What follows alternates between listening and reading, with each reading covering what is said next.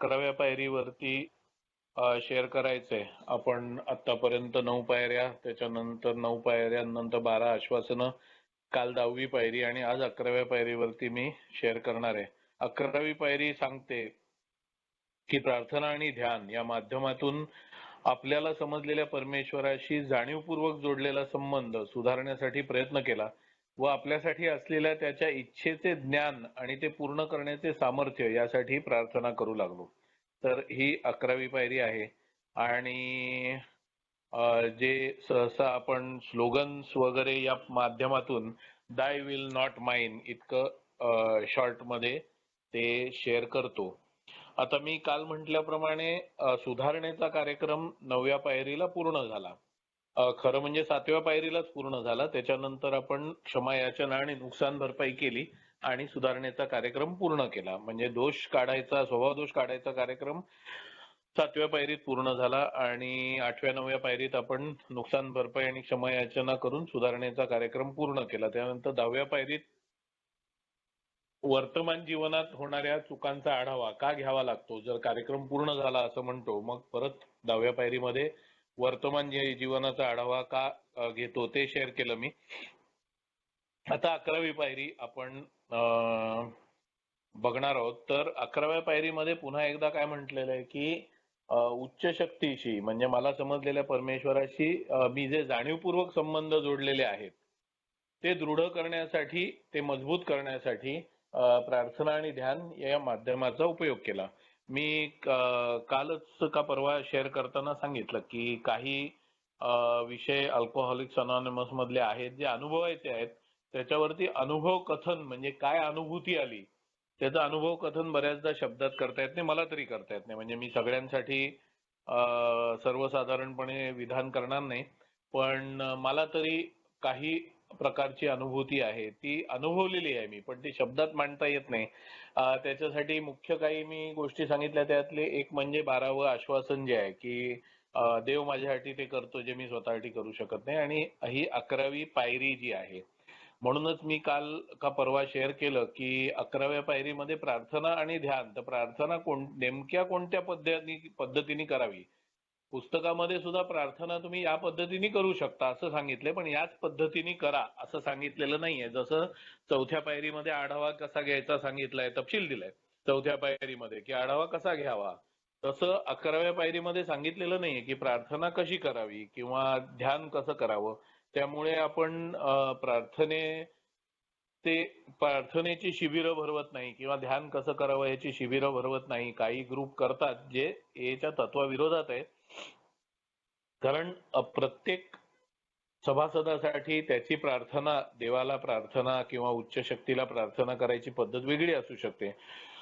मुळातच alcoholics anonymous देव माना, कुठच्याही धर्माचाही सक्ती करत नाही, आणि देव मानू नका ही देखील सक्ती करत नाही. तुम्हाला स्वातंत्र्य आहे, तुम्हाला कुठच्या धर्माचा देव मानायचा माना, तुम्हाला स्वतःच्या उच्च शक्तीची संकल्पना करायची करा, पण उच्च शक्ती असायला पाहिजे मला समजलेला परमेश्वर या स्वरूपात ती उच्च शक्ती असायला हवी. इतकं सामर्थ्य आणि इतकी अजिबात मर्यादा नसलेली शक्ती, अशा प्रकारचं तुमची व्याख्या असायला पाहिजे जर तुम्ही स्वतःच्या उच्च शक्तीची संकल्पना स्वतः केली तर हे जे आपण उच्च शक्तीशी, देवाशी आपले संबंध जाणीवपूर्वक जोडलेले आहेत, ते कधी नेमके जोडलेले आहेत हे देखील मी शेअर केलं की दुसऱ्या पायरीमध्ये नाही. कारण दुसऱ्या पायरीमध्ये केवळ आपण हे मान्य केलं की केवळ एक श्रेष्ठ अशी शक्ती माझा मानसिक निरोगीपणा पुनर्प्रस्थापित करेल. तिसऱ्या पायरीमध्ये हा निश्चय केला की अशा त्या शक्तीवरती माझे इच्छा आणि जीवन मी सोपवायला तयार आहे, हा निश्चय मी तिसऱ्या पायरीत केला. तोपर्यंत मी उच्च शक्तीशी बोललो नाही किंवा याचना केली नाही किंवा संपर्क केला नाही, मी केवळ माझ्या मनात निश्चय केला.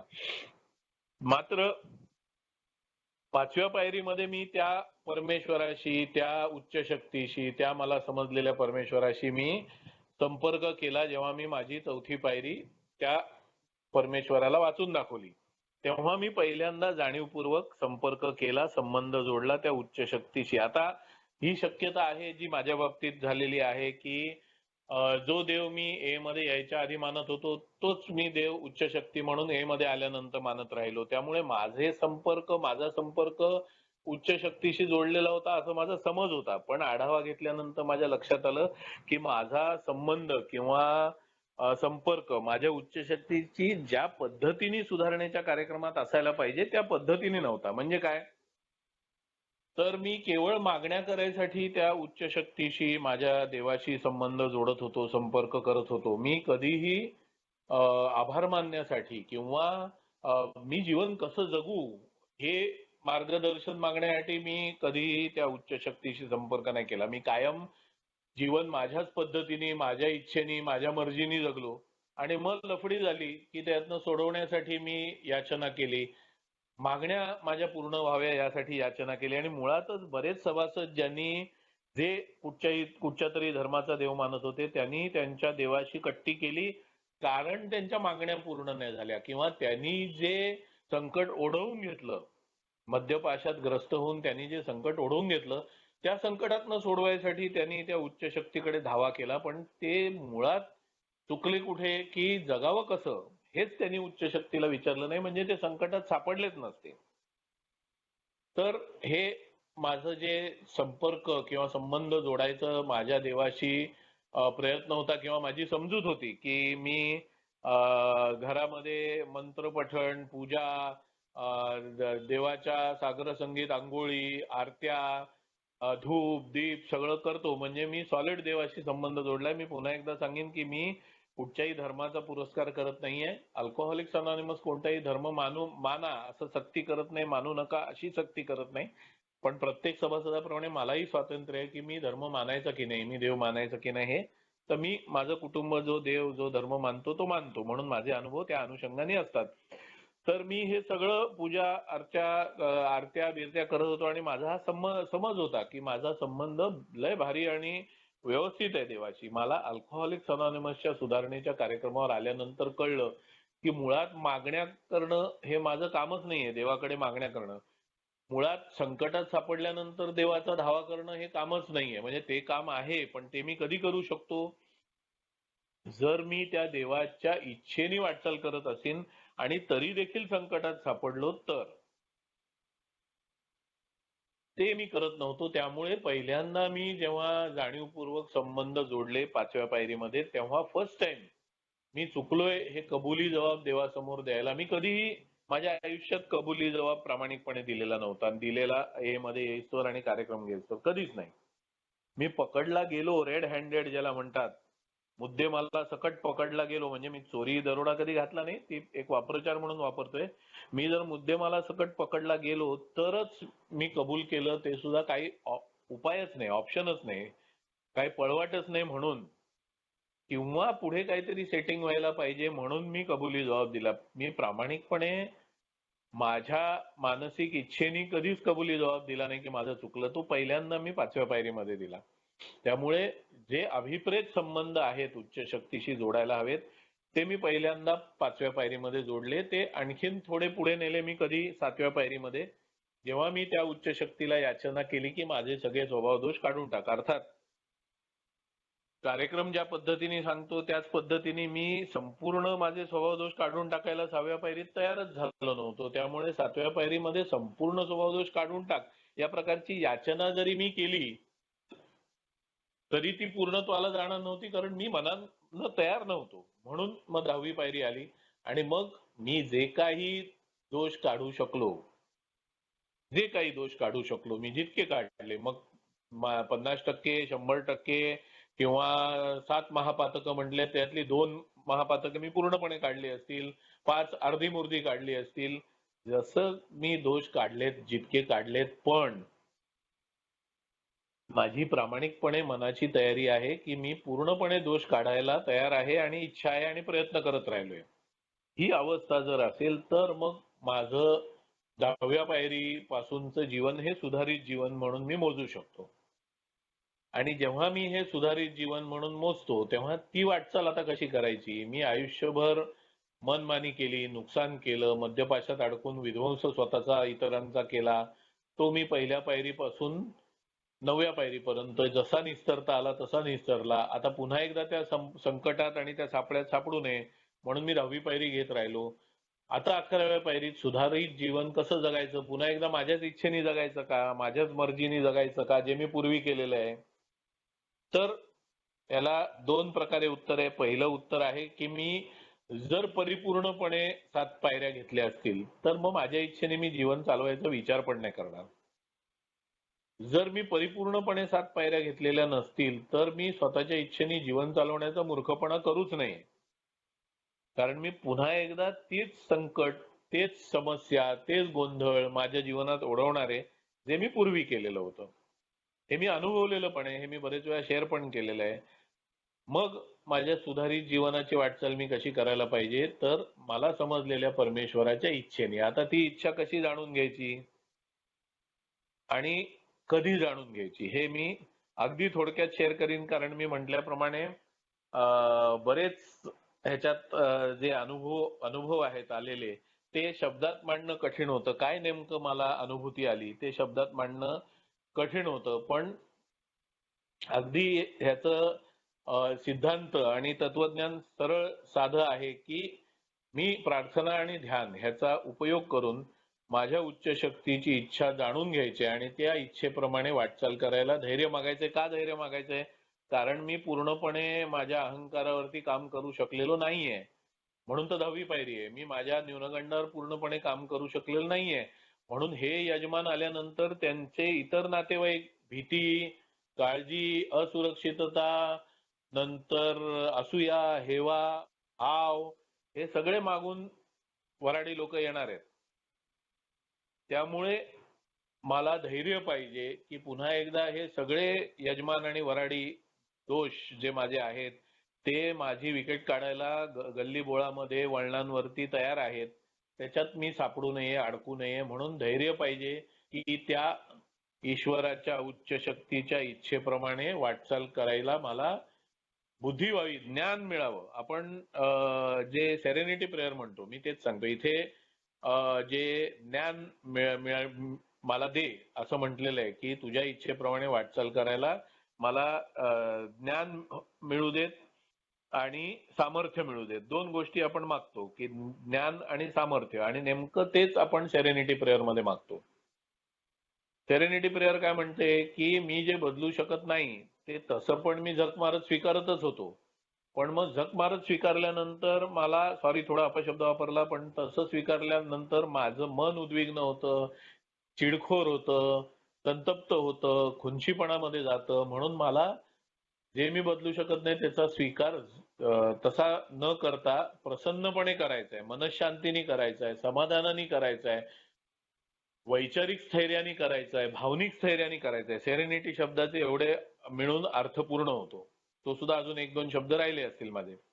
तर सेरेनिटी मागितली आपण. याचना कशासाठी केली आहे? तर सेरेनिटीसाठी केली आहे, की जे मी बदलू शकत नाही त्याचा स्वीकार करण्यासाठी मला एवढ्या सगळ्या गोष्टींची गरज आहे.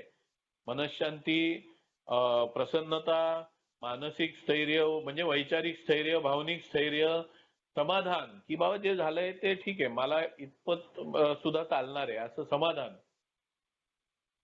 नुकसान याच्यापेक्षा भयानक होऊ शकलं असतं, पण ठीक आहे, मला हे बदलता येत नाहीये पण मान्य. तर हे पाहिजे आणि मी बदलू शकतो, ते बदलण्यासाठी धैर्य, ते धैर्य इथे पुन्हा एकदा मागितलेलं आहे, की मला माझ्या उच्च शक्तीची इच्छा समजायची आहे आणि ती समजल्यानंतर म्हणजे ते समजण्याचं ज्ञान पाहिजे आणि त्याप्रमाणे वाटचाल करायचं धैर्य पाहिजे.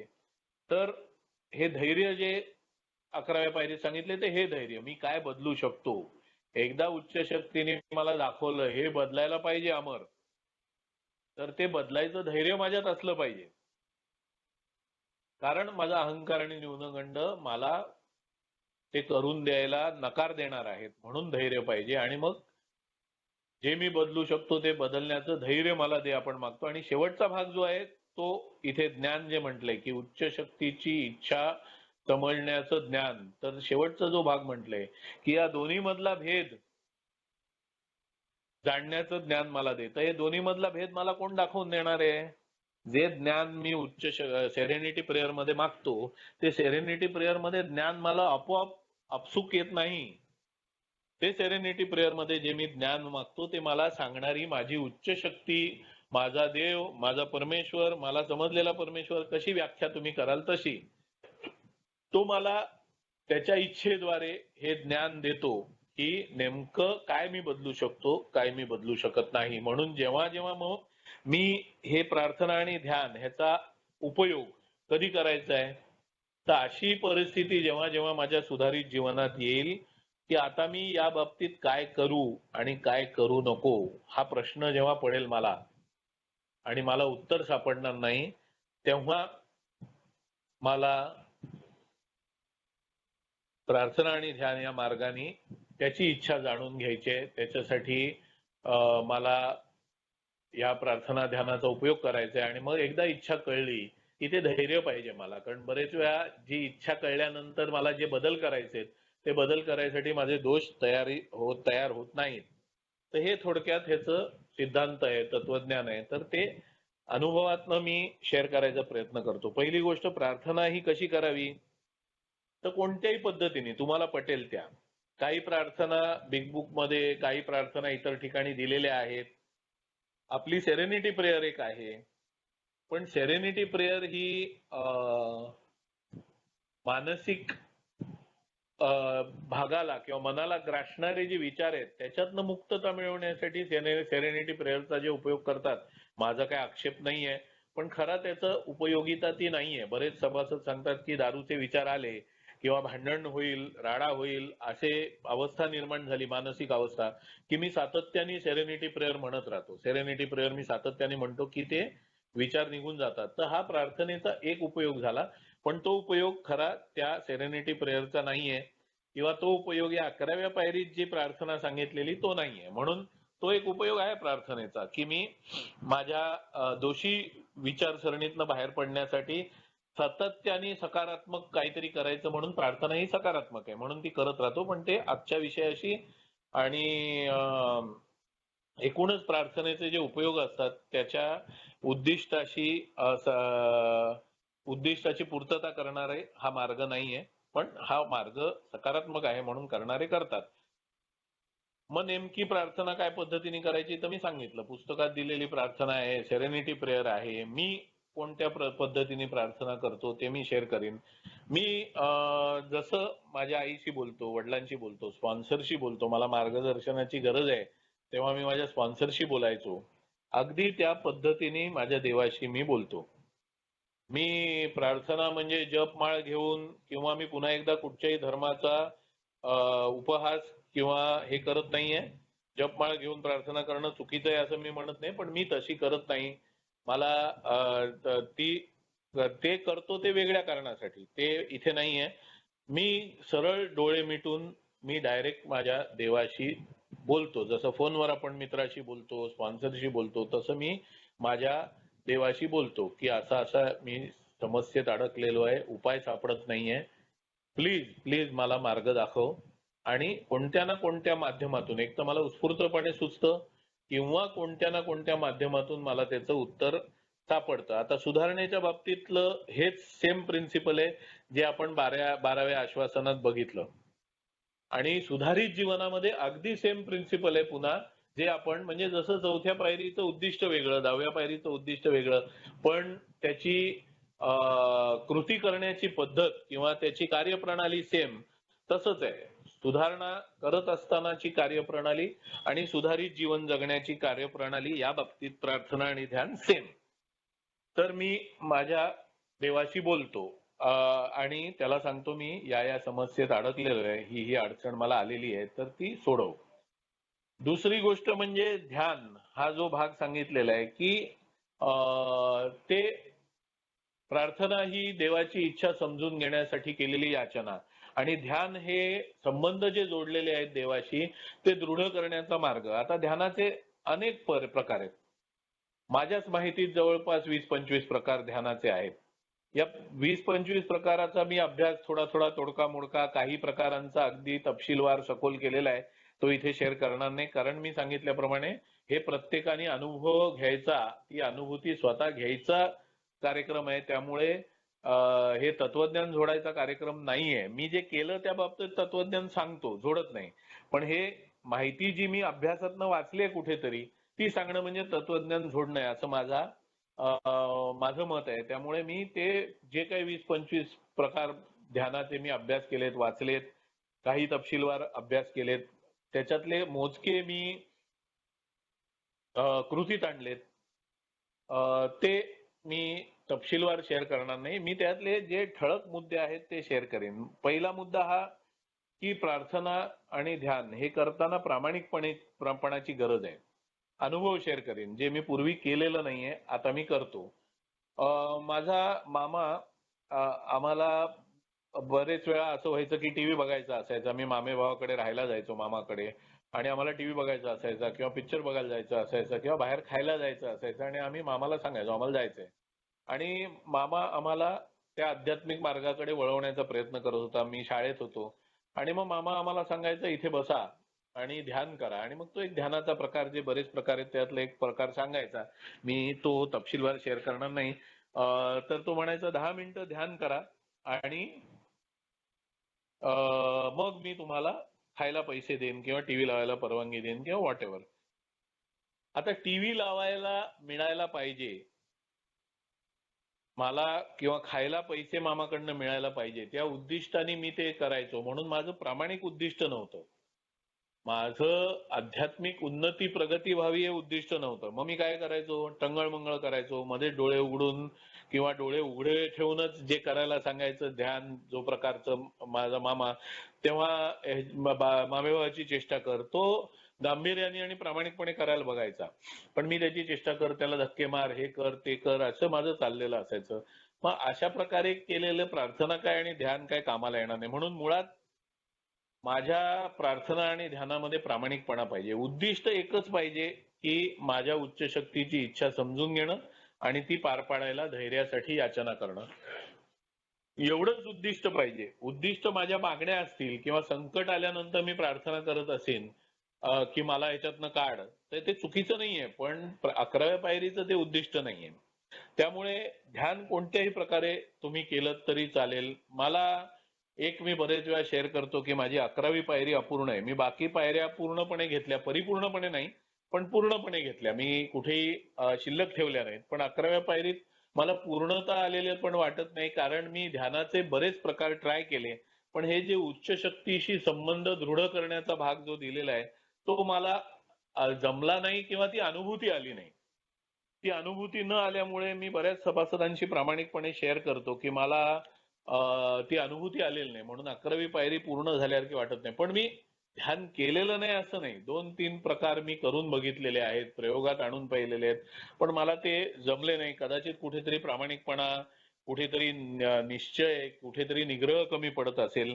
मला अजून ते लक्षात आलेलं नाही नेमकं काय. एकच चूक मी केली आहे.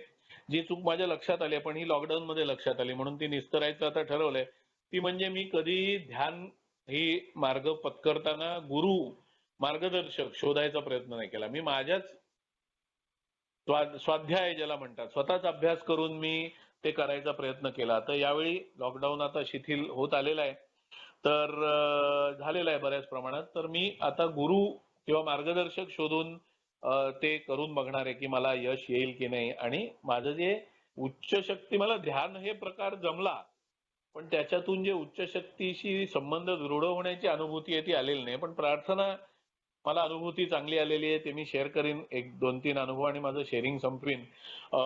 तर मी जेव्हा जेव्हा गोंधळात पडलो, आता ह्याच्यात कसं आहे ते मी शेअर करतो की एक म्हणजे ह्याच्यामध्ये सुधारित जीवन आपण जगत असताना एक गोष्ट मी शेअर केली, दुसरी गोष्ट शेअर करायची राहिली. एक गोष्ट मी शेअर केली ती म्हणजे अशी की आपण पूर्णपणे परिपूर्णपणे पायऱ्या 1 ते 7 न घेतल्यामुळे स्वभावदोष शिल्लक आहेत.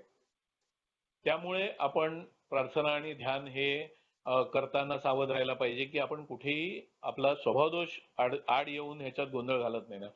दुसरा एक भाग आहे, जीवन जगताना आपल्या दोषांमुळे गोंधळ होणारच आहेत, आपल्या दोषांमुळे अडचणी येणारच आहेत. पण आणखीन एक प्रकारे जे ठाण्याचे एक ओल्ड टायमर त्याबाबत बरेच वेळा शेअर करायचे आणि तो प्रकार म्हणजे जीवनामध्ये जीवन जगताना इतर लोक आपल्या जीवनामध्ये असणार आहेत. आपण काय एकटे जंगलात किंवा डोंगराच्या टेकाड्यावरती नाही आहोत. इतर लोक आपल्या जीवनामध्ये असणार आहेत. त्यामुळे ते त्यांच्यामध्ये स्वभाव दोष असू शकतात. त्यांच्यामध्ये नकारात्मक विचार असू शकतात आणि त्यांच्याशी आपण संबंध तोडून चालणार नाही, कारण जीवन चालवायचंय आणि ते आपल्या जीवनात आहेत. तर अशा वेळी पुन्हा एकदा जीवन हाताळताना गोंधळ निर्माण होऊ शकतो किंवा अडचणीच्या परिस्थिती निर्माण होऊ शकतात. तेव्हा त्या गोंधळाच्या परिस्थिती, अडचणी आलेल्या त्या आणि आपल्या स्वभावदोषांमुळे अडचणी आलेल्या, या अडचणी जेव्हा जेव्हा येतात आणि जीवन जगताना पुढे काय करावं हे सुचत नाही, तेव्हा प्रार्थनेचा उपयोग करायचा आहे. मी म्हटल्याप्रमाणे अनुभव एक एक 2-3 शेअर करतो. मी जेव्हा व्यवसाय पुन्हा एकदा करायला लागलो, तेव्हा माझ्या लक्षात आलं की मला जे कमाई म्हणजे जेव्हा मी 32 वर्षाचा होतो, तेव्हा माझी जी कमाई होती त्याच्या 1 दशांश च्या पेक्षा सुद्धा कमी माझी कमाई आली होती. मी ए मध्ये आलो तेव्हा.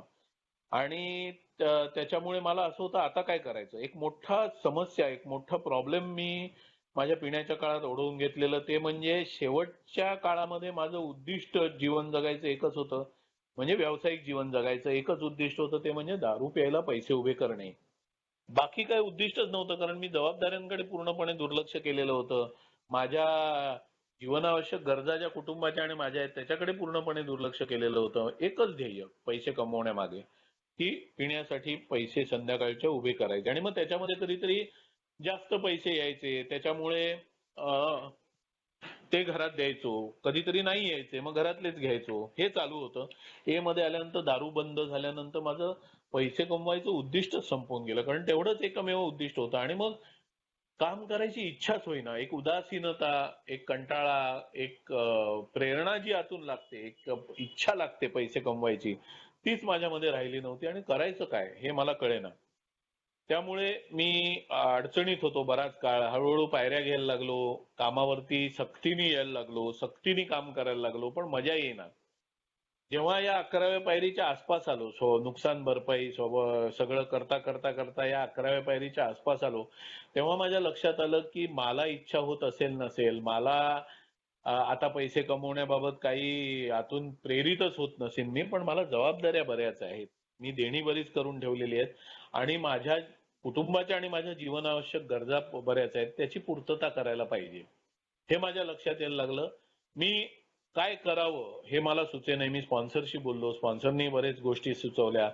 मी एक दिवस सकाळी प्रार्थना केली की देवा तू मार्ग सुचव, मला काय कळत नाही काय करायचं आणि काही केल्या इच्छाच होत नाही, काय करू मला कळत नाही. आणि माझी प्रार्थना मी मनातल्या मनात म्हणजे देवाशी बोलून झालं आणि मी बायकोला बरेच वेळा विचारायचो काय करू काय करू, पण तिला अनुभव असा होता की मी जितके वेळा तिला विचारायचो ती सुचवेल त्याच्या विरोधातच काहीतरी करायचो. हे आयुष्यभराचा तिचा अनुभव असल्यामुळे तिने सांगितलं मी काय तुला सांगणार नाही, कारण मी सांगते त्याच्या विरोधातच तू काहीतरी करतोस. ज्या क्षणी मी प्रार्थना म्हटली आणि त्याच्यानंतर मी 2-5 मिनिटं झाले असतील आणि मी बसलो होतो, बायको म्हणे मी तुला एक सुचवू का, स्वतःहूनच म्हणाली मी एक तुला सुचवू का, तू एक काम कर, तुझ्या ऑफिस टायमिंग मध्ये जाऊन ऑफिसमध्ये बस, काम येवो न येवो, इथे बसून कामाची वाट बघण्यापेक्षा घरात बसून तू ऑफिसमध्ये जाऊन बस आणि कामाची वाट बघ, नको येऊ दे काम. आणि का कोण जाणे मी कधीच तिच्या मनासारखं वागलो नाही, कधीच तिचं सांगितलेलं ऐकलं नाही, पण त्या दिवशी मला वाटलं हा यार इथे बसतोय तर तिथे बसायचं, काय फरक पडतो, इथे ए मेंबरशी गप्पा मारतोय फोनवर, तिथे बसून मारता येईल, काय हरकत आहे. असं करून मी माझ्या ऑफिस टाइम मध्ये पूर्ण वेळ ऑफिसमध्ये येऊन बसायला लागलो आणि ती माझ्या व्यावसायिक जीवनाचं पुन्हा एकदा मार्गावरती रुळावरती गाडी येण्यासाठी पहिलं पाऊल होतं, जे अतिशय सकारात्मक आणि योग्य होतं. आणि मग एक एक गोष्टी आपोआप रुळावरती गाडी आल्यानंतर आपोआप मार्गस्थ झाली ती आणि व्यवस्थित कामं व्हायला लागली.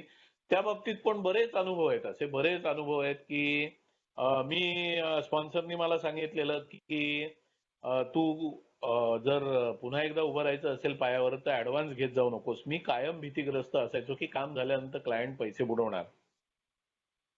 मला स्पॉन्सरनी सांगितलेलं पण हिंमतच होई नाही.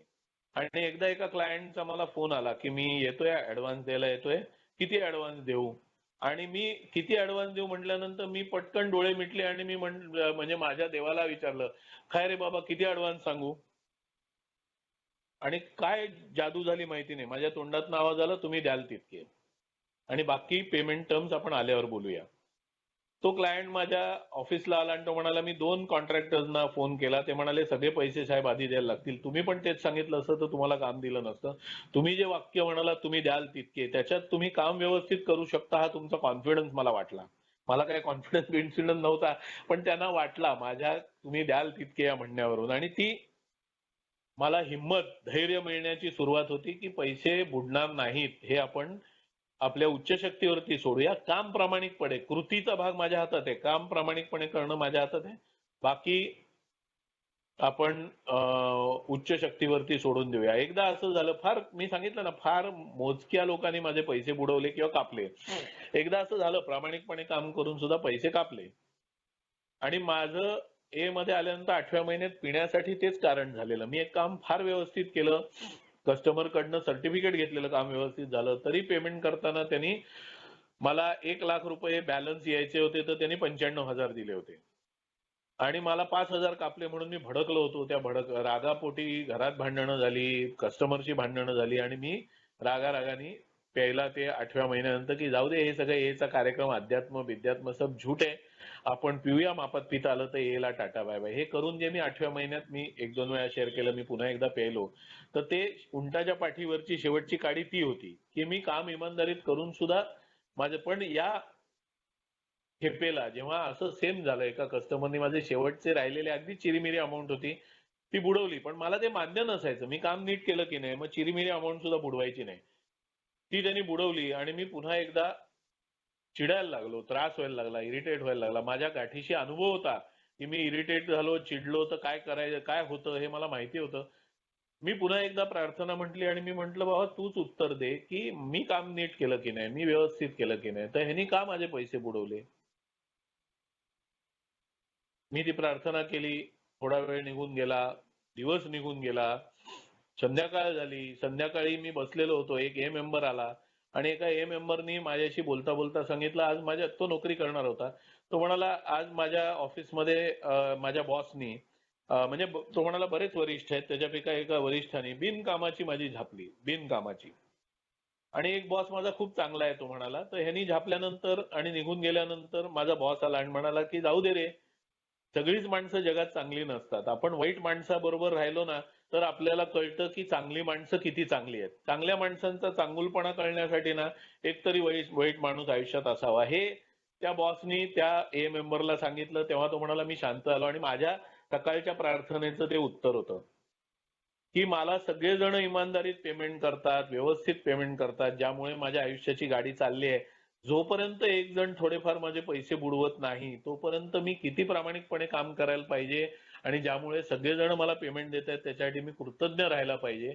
सगळेच बुडवू शकतात पण सगळे बुडवत नसून एखादा कोणतरी हजारातनं एखादा बुडवतोय जे आणि मामुली रक्कम बुडवतोय. तर हे मला जाणीव करून देणारा गोष्ट आहे की तुझं व्यवस्थित चाललेलं आहे, व्यवस्थित चाललेलं आहे कळण्यासाठी एक धक्का लागणं गरजेचं असतं. हे त्या सभासदाच्या ह्याच्यात मला उत्तर सापडलं आणि ते उत्तर मी प्रार्थना न करता सुद्धा सापडलं असतं का तर मला प्रयोग करायचा नाहीये. मला कार्यक्रम जो सांगितला गेलाय त्याच्यावर वाटचाल करायची. मी आयुष्यात बरेच प्रयोग केलेत. त्यामुळे प्रार्थना आणि ध्यान ह्याचा मार्ग न वापरता उपयोगात आणता, वापरता मला तो शब्द आवडत नाही, उपयोगात आणता त्या सभासदांनी मला हाच मार्ग दाखवला असता का, सांगितलं असतं का. एक शक्यता माझ्या स्पॉन्सरनी त्याच्यातून मला सांगितली असती, येस त्यांनी ही स्टोरी तुला त्याच्या आयुष्यात घडलेली सांगितली असती. पण जी मानसिकता तुझी होती त्या स्टोरीतनं स्वतःच्या प्रश्नाचं उत्तर उचलायची, ती मानसिकता तुझ्या प्रार्थनेने निर्माण झाली. प्रार्थनेने तुझी ती ऍक्सेप्टन्सची मानसिकता निर्माण झाली की मला उत्तर सापडणार आहे, माझी उच्च शक्ती कोणत्या ना कोणत्या माध्यमातून मला उत्तर देणार आहे आणि तू त्या उत्तराच्या शोधात त्या अपेक्षेने राहिला नसतास. आणि त्यांनी स्टोरी सांगितलेली तू त्या खुन्नसमध्ये, त्यांनी पैसे बुडवले याच खुन्नसमध्ये ती स्टोरी सुद्धा बाजूला उडवून टाकली असती तर तू काहीतरी उत्तर सापडणार आहे. प्रार्थना केल्यामुळे रिसिव्हिंग, स्वीकार करण्याच्या मनोवृत्तीत असल्यामुळे तुला ते उत्तर मिळालं. हे माझ्या स्पॉन्सरनी सांगितलेलं मला त्याच्या माझ्या शंकेचं समाधान.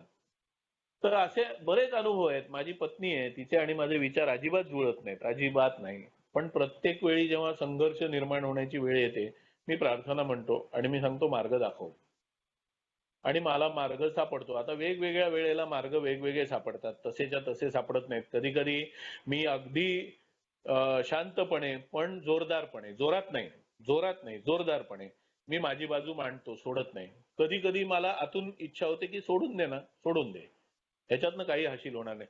पण कधी सोडून द्यायचं आणि कधी जोरदारपणे आपली बाजू मांडायची, हे मला आतून तो आवाज येतो जेव्हा मी प्रार्थना करतो. नाहीतर मी प्रत्येक वेळेस राडा केला असता, प्रत्येक वेळेस भांडलो असतो, नाहीतर प्रत्येक वेळेस सोडून दिलं असतं आणि मग आतमध्ये साठवत राहिलो असतो. तर हे मला जी उत्तरं सापडतात ती मी जेव्हा जेव्हा मला उत्तर कृतीतून जमत नाही उपाय, तेव्हा मी ती प्रार्थना म्हणतो. आणि बरेच सभासद सांगतात की मी दिवसाची सुरुवात प्रार्थनेने करतो. पण दिवसाची सुरुवात प्रार्थनेने करतो की आज दिवसभर बाबा मी कसा जगू, हा मार्ग तुम्हाला दाखव. हा कामाला येत असेल तर सभासदांनी तसं करावं, मी नाही म्हणत नाही. पण मला जेव्हा जेव्हा अडचण येते तेव्हा मी पुन्हा एकदा प्रार्थना म्हटल्याचा फायदा होतो. मला लक्षात राहत नाही. मी हे पण खुळे प्रयोग केलेले आहेत. एक सभासद म्हणायचा की पलंगावरनं किंवा बेडवरनं जमिनीवर पाय टेकायच्या आधी मी प्रार्थना म्हणतो. मी बरेच वेळा प्रयत्न केला, माझ्या लक्षात राहत नाही. मग मला वाटलं आपण प्रामाणिकच नाही, आपली देवावर श्रद्धाच नाही, आपलं असंच नाही तसंच नाही. स्पॉन्सर घेतल्यानंतर जेव्हा मी स्पॉन्सरशी बोललो, स्पॉन्सर म्हणाला असं काही नसतं रे. प्रत्येकाची प्रार्थना म्हणायची पद्धत, वेळ, मार्ग वेगवेगळे असतात. म्हणून तू बेडमधनं उठल्या उठल्या प्रार्थना म्हणत नसशील तर काहीही प्रॉब्लेम नाहीये.